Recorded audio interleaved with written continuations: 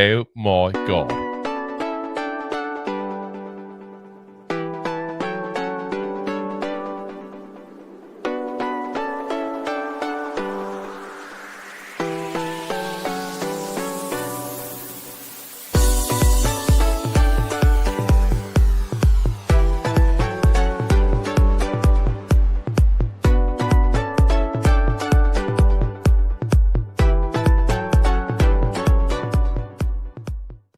Welcome to Two Giant Goofballs, a New York Giants podcast. Are you a goofball that loves Giants football?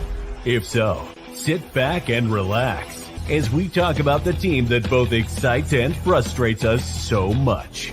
And now, here are your goofball hosts, Drew and Rob. Welcome, fellow goofballs, to Two Giant Goofballs, a New York Giants podcast. I am Drew, joined as always by... I'm me, I'm Rob. And let's get you the last show of the week. Oh, yes. For now. Week finale here. That's what I think that's probably the term for it. Like it's like a season finale, but like the season starts again next week all over again. You don't have to wait. We're not Amazon Prime. We're not Netflix. Yeah, we're not. Yeah, like there's no writer trick. That was it. Netflix, I think, was saying they're having trouble because their new seasons are taking so long to produce that people are losing interest. Yeah, it's been like 2-3 years since they saw the prior season. Like you don't even remember what the hell happened anymore. Yeah, you got to watch the recap. But then they also have other shows that like Tires. They just came out like beginning of this year, and it came out with the next one. Yeah, but it's like 2 weeks ago. This is like an issue where like when you stream everything in a day or two, and then you have to wait 2 years for the next episode. I don't remember a damn thing. Yeah, I mean, some shows, some streaming services have been better with that too. Like Amazon Prime. I'm a big fan of The Boys. Oh, I love The Boys. They drop 3 episodes, and then you have to wait week by week. Yes, and then wait 16. Disney Plus is the same thing at the new Ironheart. I haven't started watching it yet, but I will probably watch it at some point. Yeah, I've not watched it either. Right now I've been watching guilty pleasure reality TV shows. You know they did Naked and Afraid in Love or something like that. What I forget they call it exactly. I heard the dating version of Naked and Afraid. We started watching that now. I don't know. I because I've said all along, don't tell me all these people go on Naked and Afraid and no one hooks up. You're telling me that's BS. You're cold, you're naked, you're snuggling, things are gonna happen. Yeah. You just gotta snatch that up. Yeah. Might even happen accidentally. Who knows? Like, gotta warm that Tinderwood. It's like a jigsaw puzzle. Yeah. Second. As Jay says, is this a repeat? I swear I see the same shirts twice in a week. No, I don't think we wear this. I didn't wear this shirt yesterday. I can tell. Listen, I got to be very frank with you and say I don't give a damn if I wear the same shirt Monday or Thursday. I can wear them back-to-back days, but I could not tell you if I wear the same. I know for a fact I did not. But this shirt is actually very similar to the one I wore yesterday. But the one yesterday was palm trees with red, white, and blue. These are schooners. You are quite the festive, fancy dressed vacuum. One was a dark blue. This is a navy. Oh, see, gotta learn our blues. Craft macaroni and cheese. Anyway, guys. Jay, if you sold vacuums like I do, you would know your polo game. Exactly. He says, I want more up-to-date news on Matt Leinart as an exclusive member. He's already on there making. Listen, you were there for the freaking live version of it at that point there. Yeah. Just saying. He says you guys should do a barbecue YouTube channel. I'm not against that. Jay, I'll tell you what. Ribs. If you want barbecue, I see you're on YouTube, so I'm going to put it on there specifically. I happen to know a very good website that I'm going to recommend because it's my wife's website. So therefore, it helps me as well. So, So I'm going to put that in there. That is her website for all her recipes. And then you too can have a belly like Drew.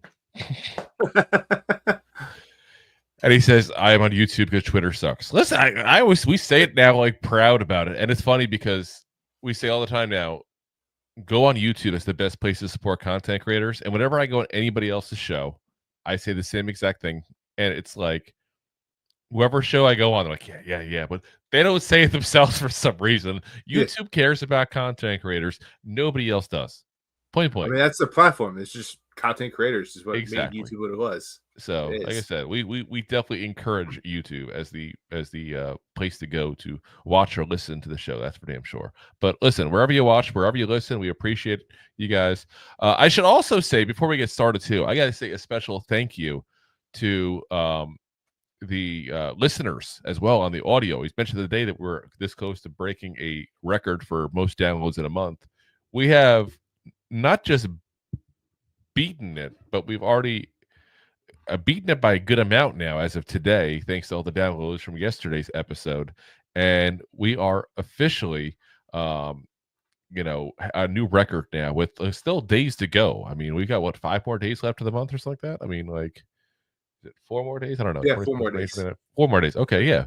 So that's pretty good. That's pretty good. So I'll take that. Listen, it's not by the skin of our teeth. Like, this is going to be a nice, decent, new record for us there. So appreciate you guys for that.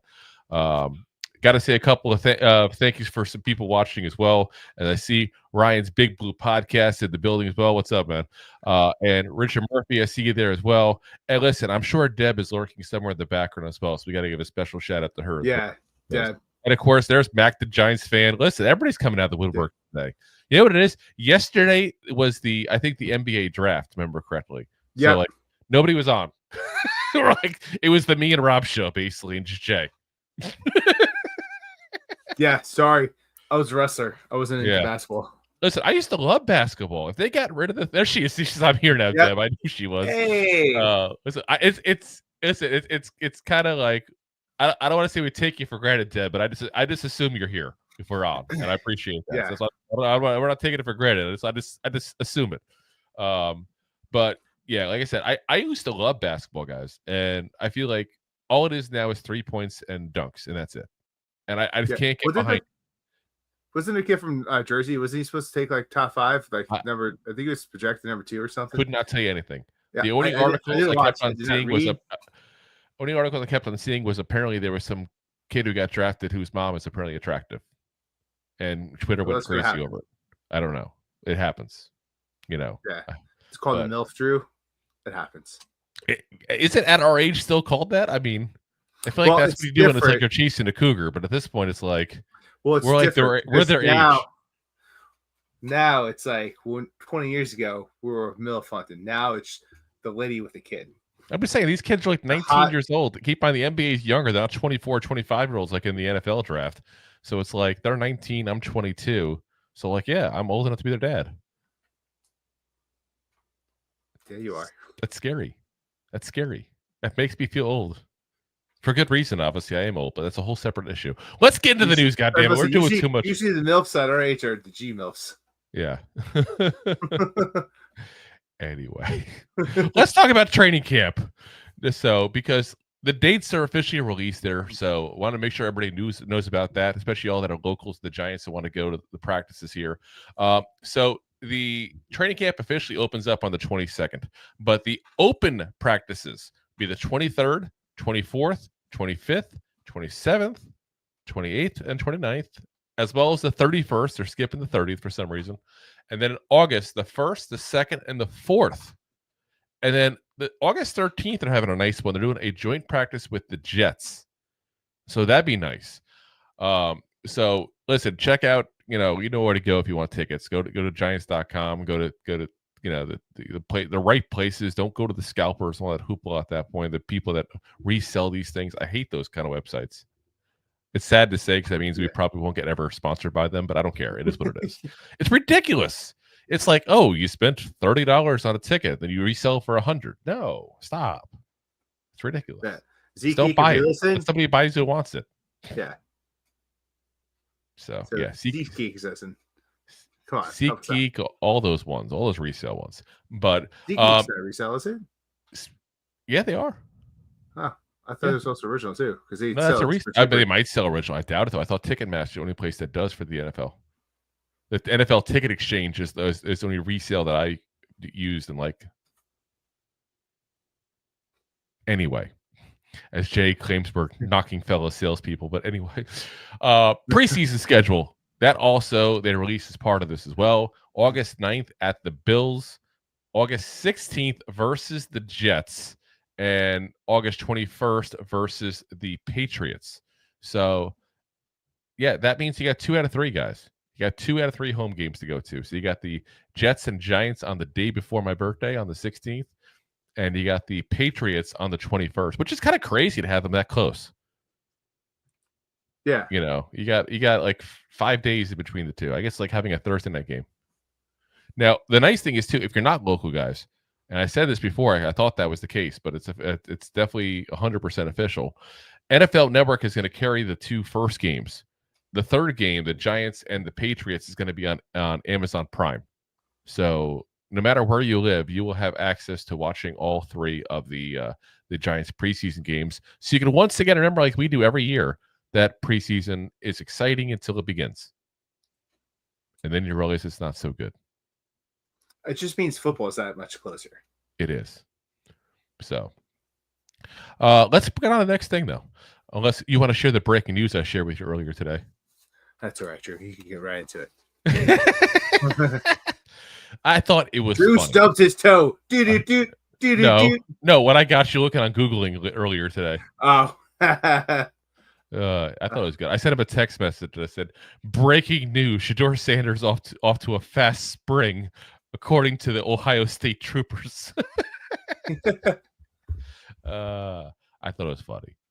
Anyway, Well, it's funny because earlier I saw clickbait about Shedeur Sanders is at it again, and I just totally just like whatever clickbait. See, Jay found it funny. He did the LOL, and then like 4 hours later, Drew's like, "Oh," it used to be that text. I'm like, wait a minute. Well, actually started that was I was in a chat group of other people, and they said that because they what's his name, Justin Tuck got his suspension today from all the issues with the massage parlors and all, and someone said, that's the largest since Watson, and of course jokes came because what happened with Watson and Tuck and all these things, so yeah, that came out as well. So it happens. It is what it is. I have a bad sense of humor. Watson Tuck. Oh gosh, let's talk about the Giants here, guys. We got a 3-team trade being suggested here, and a little crazy. So this is coming from Bleacher Report's Brent Sobleski, and I hope I'm pronouncing his name correctly. I think I am. He suggested the trade. He said Arizona would have to send a proven blocker to the New York Giants to make a deal happen in this scenario. No, we'll get to the scenario in a second. I purposely leaving you guys blank on that for a second. They have suffered through multiple fast starts trying to rebuild their offensive line. Despite multiple high investments in this group, it's still not quite where it should be. Williams, we're talking now Jonah Williams, that's who the Giants would get in this potential trade, has the potential to slide right into right tackle and complete the 5-some while the ever-reliable Kevin Beecham Jr. holds down the fort on Arizona's side. To fully entice the Dolphins and make the 3-team trade happen here, the Giants would move Kayvon Thibodeaux, thanks to the depth they now have amongst their pass rushers after selecting Abdul Carter with this year's 3rd overall pick. While New York plans to keep Thibodeaux in the short term, he's not likely to remain with the team beyond the 2026 campaign when his rookie deal is complete. So the whole deal, guys, Kayvon Thibodeaux to the Dolphins, Jonah Williams to the Giants, Tyreek Hill to the Cardinals. That's the deal they're suggesting. And I don't think this trade works very well for a lot of reasons here. I got to be honest. I thought that was a ridiculous thing. Jay already said what I was about to say here a minute ago. Yeah. Way to steal my thunder. He says Jonah Williams is mid.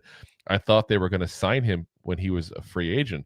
He's not that good, guys. He's like, Jermaine Illuminor, I feel like, is better than him. Yeah. So why would I move Illuminor out of right tackle to put a guy worse there? I mean, I get it. The whole premise is you're putting Illuminor in the inside at that point. You're not getting rid of him, obviously. And then it's like, oh, we finally have a strength. Let's weaken it. Yeah. Like, that's what we're saying in this. Like, all offseason so far, we're talking about how the Giants have all these great pass rushers. Brian Burns, Kayvon Thibodeaux, Abdul Carter, Chauncey Golston, Dexter Lawrence, Darius Alexander. We're talking about all these players that we're excited about the pass rush. Why the hell would we break that group up before they even play a game? That makes absolutely no sense. Absolutely no sense. Now, on top of that, they say at the end, he's not likely to remain with the team beyond the 2026 campaign when his rookie deal is complete. Why? Why would he not be likely to stay with the team? How could you crystal ball 2 seasons forward? Like, that's absolutely ridiculous. And again, I know it's 25 and we're talking 26, but it's 2 because the 25 season hasn't happened. The 26 season hasn't happened yet. You're talking all that has to happen before he's no longer a Giant, assuming we don't do any trades like they're talking about here. Why would you assume in 2 years he's not going to be a Giant? That's absolutely stupid. I'm sorry. Like, absurd. And here's the other thing. When that happens, Abdul Carter is still on his rookie deal. There's no reason the Giants couldn't sign him. And when Abdul Carter's rookie deal is over, maybe say goodbye to Brian Burns. But again, we're talking so many years in the future. Who knows? We don't know. Like, why are we talking about this as like a foregone conclusion that Kayvon Thibodeaux would not stay on the Giants long term? We have no goddamn clue. Absolute insanity. And we're going to make all this move for a tackle that wouldn't even start in a lot of people's teams. Yeah. They said mid. Yeah. And the Dolphins are just give up Tyreek Hill. And of course, the Cardinals would want that headache of a player. Yeah, that seems like a Cardinals move. It's a Burhead move. It's just the whole thing is just insane. Here's the stats last year for Tyreek Hill. 81 catches, 959 yards, and 6 touchdowns. That's where he's at. And he still played in all the games last year, guys. Like, that's what makes absolutely no sense in this whole thing. Why would you get rid of a player that you still have under contract just to go with a player that is not nearly as good? I just don't get it. And then, like I said, even the Cardinals, you got a 31-year-old receiver coming off his worst year since 2019. Why would they want him at the massive contract he wants? Like I said, I don't get it, guys. I don't get whether this works for anybody at all except the Dolphins, because the Dolphins can move on from him, get something for him in Kayvon Thibodeaux. That's the only one this works for. I don't, like I said, insanity. And I always say at this time of year, you see all kinds of crazy stuff, and people will post all kinds of crazy stuff there. And just sometimes they just don't even believe it themselves, or just trying to get conversation going. So I guess maybe we're falling for it. But I saw that and I was like, oh God, no, you can't do that. That would be a horrendous move. Absolutely horrendous move, guys. Let's get into the next segment here. And we got to talk about Jalin Hyatt here, because he's been getting a lot of kudos here in this spring. And we have another situation where he's getting kudos. This is coming from Dan Belton of Giants Wire. Basically, they went ahead and made a list for all the NFL teams. Here's a guy who's a breakout candidate. And Jalin Hyatt was the guy that they picked for the Giants. He said, Giants fans have been waiting for the Jalin Hyatt breakout since the moment he was drafted in 2023. But not only has it not come, he's regressed. There were reports that he clashed with the front office and coaching staff a year ago, and he could have come into this offseason sulking. Instead, he dedicated himself to the game and taking care of his body, putting on 15 to 20 pounds of muscle. He's more engaged in meetings, has developed a stronger rapport with Russell Wilson, including private workouts, and dazzles throughout the offseason workout program. It's now or never for Hyatt, and appears determined to make the most of his last opportunity. Guys, I don't know if we can call Jalin Hyatt a breakout. Because I feel like for a breakout, you got to be someone who could become like a solid, legit player on this team. And I look at what he has in front of him. Wan'Dale Robinson is a catch machine. Malik Neighbors is a goddamn beast. Like, I don't see where there's a chance for Hyatt to become a breakout player. Like, can he be a decent player? That's possible. Can he get back to what he did his rookie year when he came close to 400 yards? Maybe. Is that a breakout? I feel like a breakout season, you got to get like 800 yards at least. You know, that's what I feel like. You know, this is what I look at there, and like, okay, he gained some weight. Okay, what is that? What does that mean? He gained some weight. Like, did he learn to run routes? Did that help him get off the press better when he's getting hit by corners and having trouble getting off the line there? Because anybody can put on 15 pounds. I certainly have over the years. Doesn't make me a better football player. You know, it's. I feel like he's being lifted up so much. And I do think there's a chance he has a role in this offense. That is possible, a role. But to me, a breakout player, again, as a receiver, you have to be at least like an 800-yard guy. And that ain't happening probably for Jalin Hyatt. Not in this offense here. He's going to be best case scenario for him probably. That one-trick pony that we said he was going to be coming out of the draft where he's a speed guy. And maybe he gets, you know, 1 or 2 deep balls a game, and maybe that's enough to get him close to that number. But if he's past 500 yards this season, I'd be a little shocked. And I mean a little, I mean a hell of a lot. Like, that's what I see as a guy that point blank, probably where his best role could be in this offense, because he's going to be competing against guys who are frankly better than him. Because Wan'Dale Robinson is better than him. Malik Neighbors is better than him. Darius Slayton, better than him. How much yards can you get as a fourth receiver on a team that, quite frankly, again, we're saying we're hoping that the offense is average? So I don't know what they're calling breakout in this whole thing. I don't see breakout. Could he provide some value? Yes. But I don't think a breakout's ever happening. I don't think he's going to be what some people thought he might have been coming out of college. You know, he's just your speed that you had there in college is a great advantage. But sometimes the advantages diminish as you go up and level. And I think that's just what happened is he was so fast in college they just didn't know how to handle him, basically. I mean, point blank, we talked about Tyreek Hill before, who was considered the fastest player in football. I mean, I don't know if he still is. He's 31 years old, but he was, and he, at least in practice, it wasn't official, you know, speed check there, but in practice, he was clocked by someone, I remember a couple years ago, and was faster than Tyreek Hill.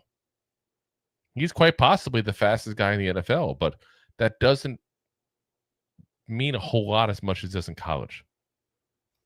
Because these guys in college, they don't know how to get around that issue. The guys in the NFL do. This is why he's getting more press coverage than ever, because these guys are better at doing that. So, again, I just don't know if I can call Jalin Hyatt a breakout. I just don't think he's going to have that chance to be that kind of guy. Nor do I think he has the talent, quite frankly. Not to be a jerk about it, but I just don't see it. Yeah, I mean, it's hard to see that there's not much footage of seeing what he could do out there. But it's, yeah, I think he hit it in the head. Like 500 yards is probably where he's going to be at. He's put on the weight. And I heard you say it earlier. It's like, it doesn't make you a better route runner. It doesn't make you faster. It doesn't make anything. You might be able to stop the block. You might be able to get it around.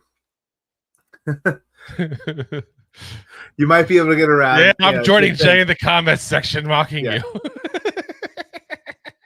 You're talking about you put on your own 15 pounds. Listen, over the year. That thing sounded hollow. You notice that? That was making some sound in there. But okay, I'm in my 40s and I'm married. I'm allowed to do it. That's what happens. I mean, it's called dad bod now. Like 160. So what was you weighing at? 175. Still tiny. Others said me. I was like, I wish I weighed 175. Yeah, plus 100. Yeah, I Sarah, not quite, but I'm like 260. Yeah. Again, at 6'7" though, so it's not the average 260. I'm not going to be on any kind of TLC show about losing weight anytime soon. Or am I?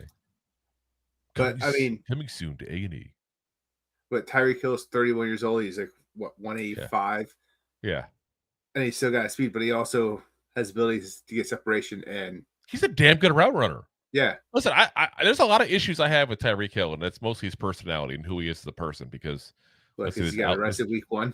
There's been allegations like crazy. He just says and does all kinds of crazy stuff. Like, it just not somebody I would want on a team because of that. But he's a damn good route runner to go on with the speed. And I just haven't seen anywhere near that from Jalen Hyatt, where he can get around it. Because Tyreek Hill will make the move and get off the press just with the move before you can get your hands on it. At least he used to. We'll see if he still does next year. Get off year, we don't know what we're getting now. But it's this. I haven't seen anything from Hyatt yet. Except doing 9 routes whenever he can get free. But it's also like, how many times was he out put into play the run route? Yeah. Like in the year prior, the 3 years we had him, you could probably say Tyreek Hill ran that. In the 2 years we had him, Tyreek Hill, the first 3 games probably ran more routes than Hyatt has. You're on a delay, by the way. I don't know if on your end, if you have that too as well, just so you know. For once, I'm not trying to talk over you. Literally, it's like your mouth moves, and then like 5 minutes later, the sound comes out. Oh, no. Right. There we go. Now you're normal again. Oh. Now you're good. Now you're good. Okay. One of us had slow internet. Who knows? All right. Let's get into paying the bills real quick. And then we'll go ahead and we got a couple more stuff to talk about here before we let you guys go here for the night. Thanks for watching. Like the show? Of course you do, or you would have turned it off by now and not be hearing me. There are plenty of ways to support the show. YouTube is the best place to join us, and we offer memberships there with fun benefits like custom emojis and early access to video clips. Of course, there you can also send super chats and stickers to send one-time support payments. The best way to support the show is to buy these drunk idiots beers at buymeacoffee.com/2giantgoofballs. Along with one-time support payments, there are also monthly plans, so you can continue to help kill their livers each month. You can also show people that you are a goofball by visiting our store at 2giantgoofballs-shop.fourthwall.com. We got everything from shirts, hats, phone cases, funny candles, buttons, stickers, and even a 2 Giant Goofballs towel to dry off your goofballs. Of course, you can always support the show for free by simply hitting the like, subscribe, and share button wherever you are watching or listening to this. Hit the thumbs up on YouTube. Leave a 5-star review on Apple Podcasts. It helps the show tremendously, and quite frankly, the goofballs suck at marketing and need your help to get the word out. Thank you for being part of the Goofball Army and for taking the time out to support the show. All righty, guys. We got a couple more things to talk about here. And no, it's not that Rob's uncle invented the Dyson.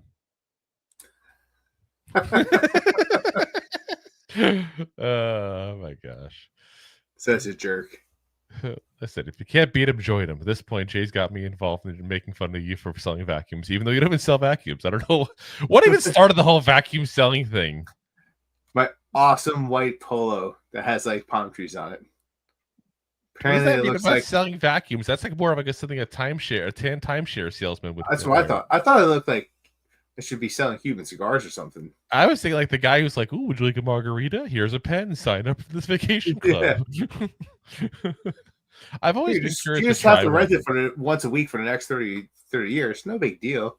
I've always been curious to try one of those trips though. Like everybody's like, "Don't do it, don't do it." I'm like, if I got to sit through a 2-hour meeting about a timeshare that I don't plan on buying, and I get a free weekend out, like this seems like a win-win for me. Yeah, I don't see the downfall. I'm missing something. Like you could try to do the hard sell you want. I'm not going to buy it. Like you won't talk me into it. Yeah, no sir, not gonna do it. Not going to happen. Gonna happen. Exactly. Actually, I did sign up for one when we were in Hawaii, and then COVID hit while on Hawaii, so therefore that did not happen. And what they gave me actually was discounts on things to do in Hawaii. And then because I canceled, they actually charged my credit card the rate that I saved for doing the timeshare presentation.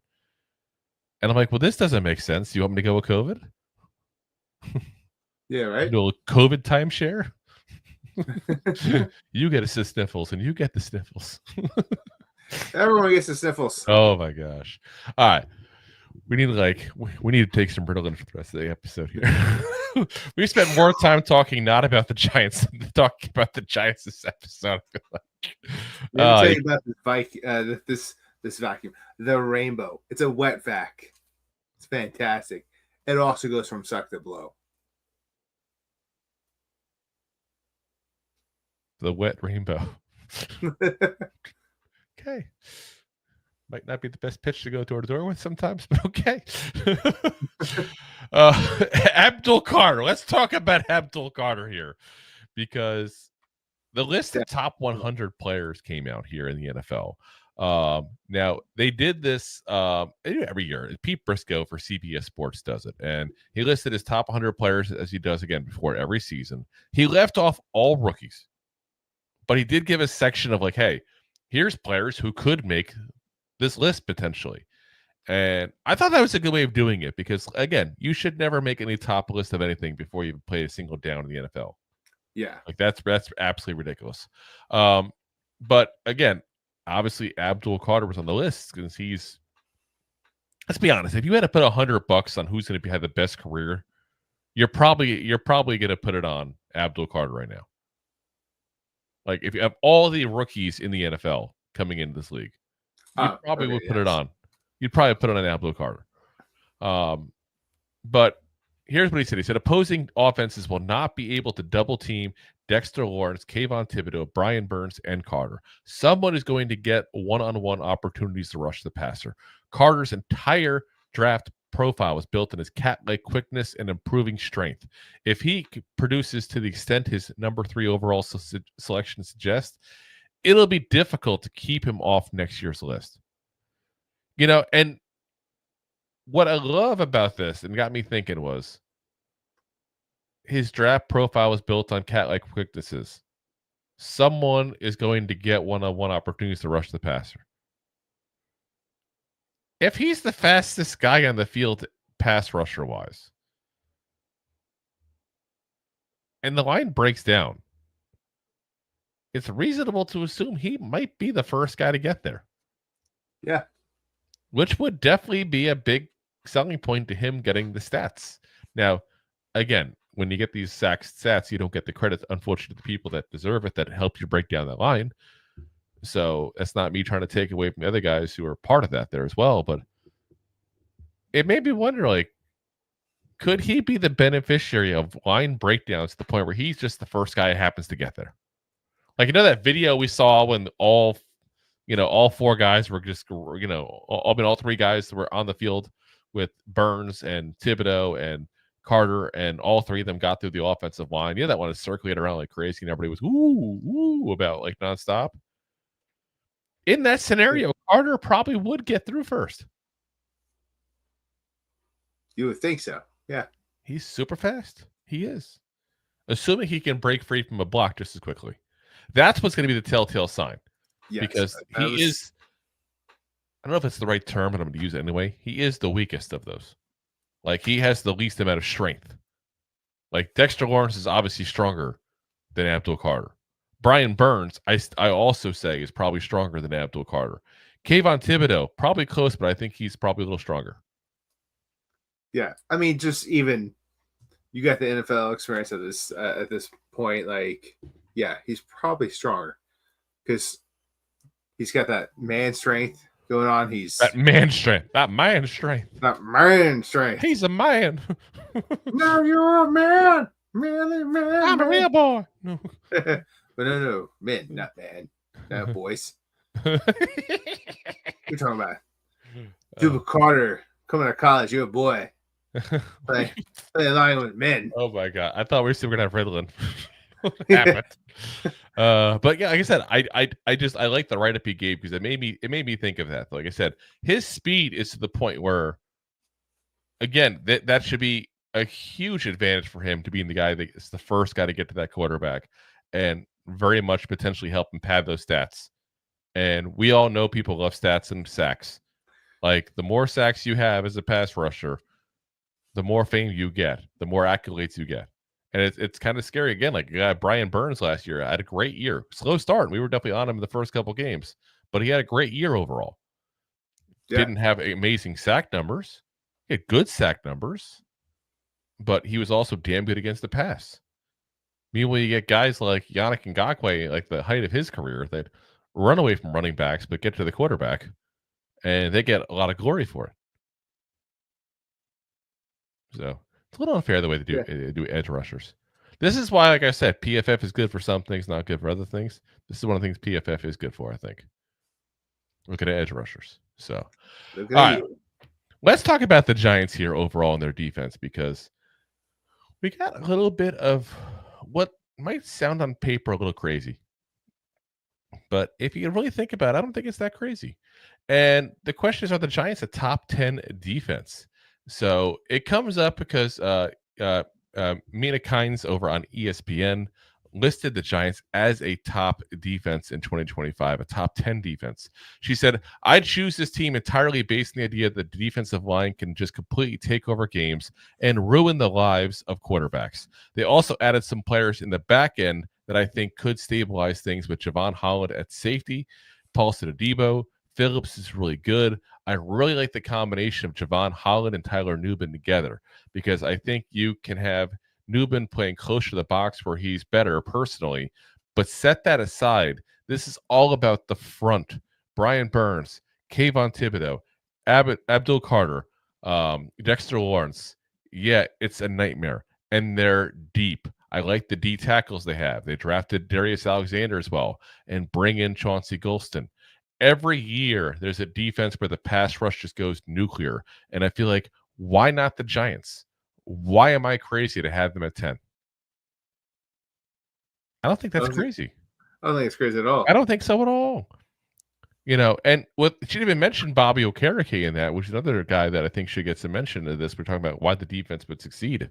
If he's back and fully healthy and get back to what he was, back in 23, like, that's another amazing asset on that defense that, is not getting, like, we talked about Chauncey Golston yesterday being like the secret weapon in this defense, because people are kind of overlooking that they added him this offseason because of all the big names now. But Bobby Okereke coming back healthy and being 2023 Bobby Okereke. We don't know if that's going to happen, obviously, but if it does, that's really nice, this defense. There's no reason this defense can't be top 10. There really isn't. The only thing that I can see potentially getting our way is injuries, because it's the Giant way. Yeah. Injuries tend to be the issue we have that kills us. If Dexter Lawrence gets injured again and Bobby Okereke gets injured again, Paulson Adebo takes a little time to get back from his leg. He literally broke his leg, guys. That's not easy to come back from as a football player. It takes some time. There's a lot of what ifs in this. But I feel like you can say that about almost every team. There's always what ifs. Always. Eventually, it's got to be our year. This could be the year. This could be it, Rob. This could be the one. Probably not. Probably. Well, I think the year for the defense, though. We could be like, was it? I always hate to make this analogy because I know, like, Russell Wilson's on our team as well, so it makes it even worse. But, like, was it 2022 that Russell Wilson's first year on the Broncos, where they had like a top 5 defense and they couldn't score more than like 10 points a game? Like, yeah. Like, maybe I can see that happening. I really can. I mean, I'm just hoping we can score, 20 points a game. We can do that. Also thinking, bringing the Russ situation, that makes a lot of sense too, because I was thinking more of like Atlanta Falcons. That's been the scenario I've been bringing up nonstop. Yeah. I mean, that's definitely that was 2 years ago, right? Where they had that really dominant defense and they just couldn't score any points. Yeah. Like, they would lose games like 9-3. Yeah. So it's like 22 Broncos, 23 Falcons. We could be that year. Yeah. That could be us. Like I said, it's just we'll have to see. I mean, it's a matter of can Neighbors and Tracy bail us out, because I feel like those are the two people on offense. You know, I Deb says, please don't get Jay started on Wilson. But it's like those are the two. It's not even Russell Wilson. I think to me, if Neighbors can get going and do his thing, and he can help make Wilson look better than Wilson actually is, and Tyrone Tracy can be what we think he can be, you know. And I'm not saying he's going to be the next Saquon, like, but he can be a guy that does, I think, 1,200 yards rushing and another 300-400 yards in receiving. And then you throw in a guy like, you know, you throw in a guy like Scadaboo then at that point. And that's going to help the defense as well. And, you know, we talk about that all the time when it comes to like the defense got put in bad scenarios last year. This defense could be top 10, and the offense got to give them a little bit of push and help potentially. You know, like, because you can't be 3 and out, 3 and out, 3 and out, and then expect the defense to just keep on holding on. That's just there's only so much. Like, your defense may be able to put up like 0 points in the first half, but like if they're on the field 80% of that first half, they're going to be gassed going to the fourth quarter and let up a whole bunch. Yeah, exactly. And Mac, the Giants fans, I understand Wilson is not it, but he's still a significant upgrade from number 8. Listen, Phil Simms 100%. Unretiring and playing is probably a significant upgrade from number 8 at this point. Saying. And I get it. That's why we get excited, but it's like we have the bar set so low. There's nowhere to go but excitement now. Yeah. But at the same time, like, Russ also made the Steelers kind of look all right last year. He did. I still think Fields looked better, but I didn't say he looks great. He said, they look good. We'll have workable. We'll have to see. Time will tell. Is the beauty of it. And that's one thing I love about the NFL. Year to year, you just never know what's going to happen. You know, like, I love people that go like, oh, well, I think this Giants team's going to suck, and you're going to look stupid when that happens. And it's like, well, did you say that before 22? And that's not to say that we're going to be a playoff team, all this stuff. I'm just saying, like, you never know. And that's the beauty of the NFL. That's the parity the NFL has. And that's one thing I love about the sport. You just never know. And sometimes it's just that 1 or 2 plays that changes the outcome of a game. And maybe that play is going to be a sack on the quarterback this year. Maybe it's going to be an interception because the pass rush got to the quarterback and he made a stupid throw. There's the defense, I'm telling you, I really think has some really high potentials. I just don't want to get too psyched out before they even play a game. Like, I feel like that'd be foolish to do. But there's no reason to say they're not a potential top 10 defense. And I don't think it's crazy at all to say. It's just they may be also a bottom 10 offense, and that's the problem. Yeah. I'm hoping it's bottom 15. But, yeah. Yeah. I mean, I would say if we're ranked somewhere between, like, somewhere around 20. I'm not expecting anything high. I think around 20 is fine. I was hoping with the upgrades because, listen, like, we got a lot of weapons. The quarterback room made a big, significant upgrade. Like, I was hoping, like, high teens is the, like, I think above 20. A lot would have to go right. Yeah. Above 20, but like 18. Yeah. Like that. We'll see what happens. So, all right, guys, that's going to call it a night for us here. We're going to be back for you guys Monday night, 9 p.m. Eastern Standard Time. As always, we are live on YouTube, which is, of course, our preferred platform. We always tell people. Yeah. X/Twitter, Facebook, Twitch, and, of course, Rob's favorite. Sure, take a oh, God. Plenty of fish.